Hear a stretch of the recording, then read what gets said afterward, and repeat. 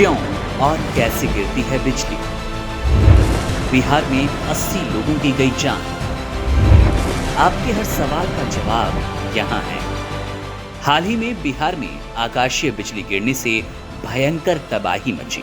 राज्य के आपदा प्रबंधन मंत्री विजय कुमार मंडल के अनुसार इस प्राकृतिक आपदा में 80 लोगों की जान चली गई।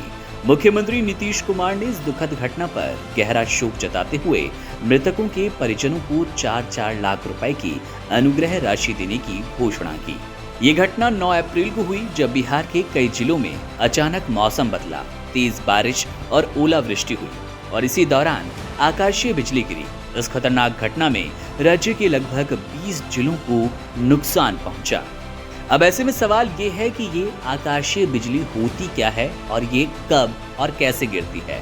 बिजली गिरने की ये घटना वैज्ञानिक दृष्टिकोण से काफी जटिल लेकिन रोचक है।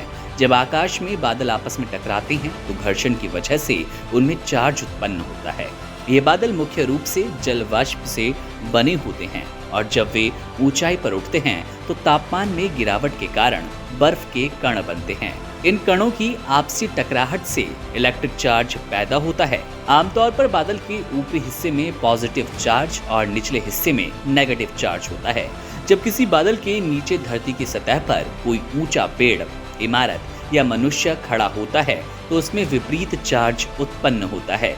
जैसे ही बादल और जमीन के बीच चार्ज का अंतर बहुत ज्यादा बढ़ता है तो वो चार्ज अचानक विद्युत प्रवाह के रूप में धरती की ओर बहने लगता है।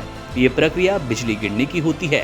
ये प्रवाह बहुत तेज होता है और इसका तापमान हजारों डिग्री सेल्सियस तक पहुंच सकता है, जिससे ये आसपास की हवा तेजी से गर्म होकर फैलती है और वायु के कण आपस में टकराते हैं। इससे जो तेज आवाज होती है उसे गर्जना या थंडर कहा जाता है। आकाश में बिजली गिरने के दौरान हम पहले उसकी चमक देखते हैं और फिर आवाज सुनते हैं। इसका कारण ये है कि प्रकाश की गति लगभग 3 लाख किलोमीटर प्रति सेकंड, ध्वनि की गति लगभग 332 मीटर प्रति सेकंड से कहीं अधिक होती है और यही कारण है कि पहले चमक और फिर आवाज सुनाई देती है।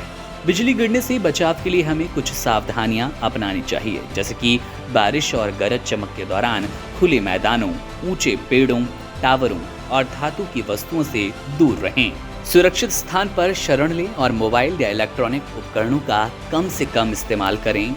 आपके लिए ये बेहद जरूरी है, सुरक्षित रहने के लिए बहुत उपयोगी भी।